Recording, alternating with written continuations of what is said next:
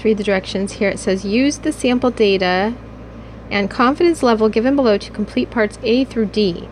A Research Institute poll asked respondents if they felt vulnerable to identity theft. In the poll, 920 people participated, and 545 of them said yes, they felt vulnerable to identity theft. Use a 99% confidence level. Find the best point estimate of the population proportion P. Identify the value of the margin of error E. Construct the confidence interval, and then write a statement that correctly interprets the confidence interval. So part A is the easiest part. That's just locating what the population proportion was, just as a single point to estimate the true population proportion.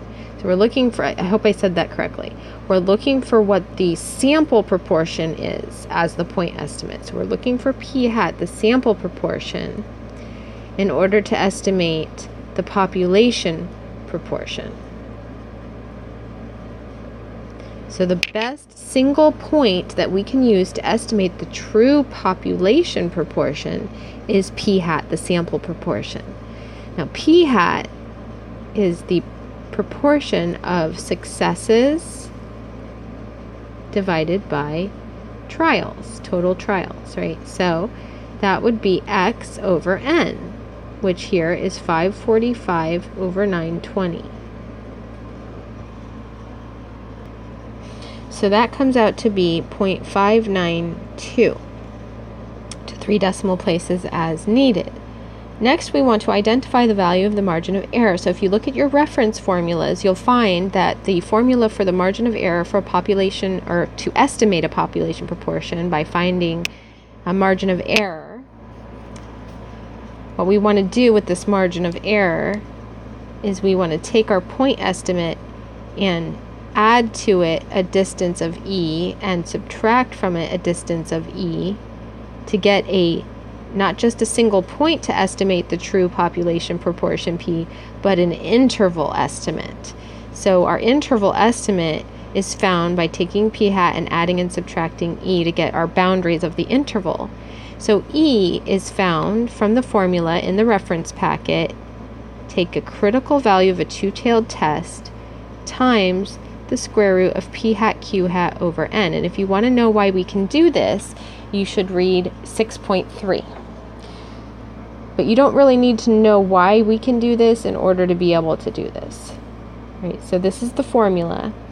The critical value, z alpha half, will be found by considering what is the z-score under the normal curve, standard normal curve to be exact, standard normal with z-score boundaries, which means that it's a normal distribution with a mean of 0 and a standard deviation of 1, which z-score has an area to its right of z alpha half. So this area is z alpha half. Well, what is alpha? Alpha, since we have a 99% confidence level, alpha is 0.01. So the significance level is complementary to the confidence level, and it's represented in decimal format. So then alpha half would be 0.005. So the area here in this tail is 0.005. And I can find that by looking in my z-score table for an area of 0.005. Since my z-score table is set up with areas from the left, it will give me the negative z-score, and then I will know to use the positive version in order to find this distance. Or I can use in Excel, I can find my z by doing norm dot inverse, area to the left, mean of 0, standard deviation of 1. So that works out to be 2.575. So when I used the norm inverse, it gave me negative 2.575. However, I know that when I'm calculating a margin of error, which is a distance, I need to use a positive critical value.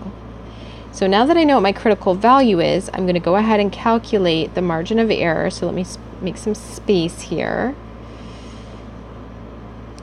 So I've got 2.575 0.76 if I round it off correctly, and then the square root of p hat q hat. Well, p hat is given, or we figured it out in this part, 0.592. Now to find q hat, that would be the complementary area to 0.592, or the complementary proportion to 0.592. So I'm going to find q hat by subtracting 1 minus p hat, so that'll be 1 minus 0.592. So that gives me 0.408. So I'll put that in here, 0.408, and then divided by n. So n was 920 up here.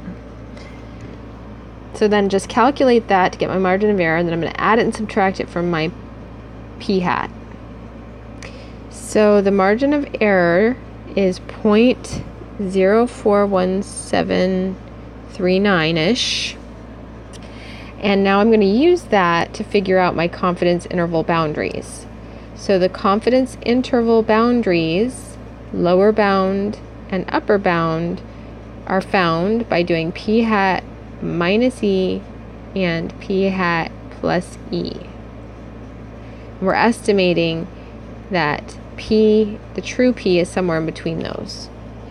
So p hat minus e would be 0.592 minus, what am I going to be rounding my final answer to? This one was rounded to 3 decimal places, so let's do this, 0.042, and this is going to be rounded to 3 decimal places. So I'm going to do this rounded margin of error here, 0.042 and 0.592 plus 0.042. So that works out to be 0.550 as a lower boundary and 0.634 as an upper boundary. Now another possible answer that you could also get here is that you could end up with 0.551 for the left-hand boundary if you use this without rounding it to add and subtract the margin of error. Because when I use that without rounding it, it actually does round, the final left-hand boundary does round to 0.551. Now write a statement that correctly interprets the confidence interval. Choose the correct answer below. One has 99% confidence that the sample proportion is equal to the population proportion. No, we're never saying that it's equal, so that can't be it. There is a 99% chance that the true value of the population proportion will fall between the lower bound and the upper bound. Maybe. Let's look at the other options. 99% of sample proportions will fall between the lower bound and the upper bound. One has 99% confidence that the interval from the lower bound to the upper bound actually does contain the true value of the population proportion. Okay, so I think this one sounds the most accurate, because we don't know that there really is a 99% chance that the population value will really fall within the interval estimate. I mean, it's possible that it could be 99% chance, but how would we know that? We don't know that there really is a 99% chance. And we also don't know that 99% of the time our sample proportions will fall between the lower bound and the upper bound. But we do know that we have 99% confidence that this interval that we came up with will contain the true value of the population proportion. So it may seem like there's not a lot of difference between these, but this one is the one that is actually the most correct. The others are kind of misleading, so we'll choose that. And that's the end of that lovely problem.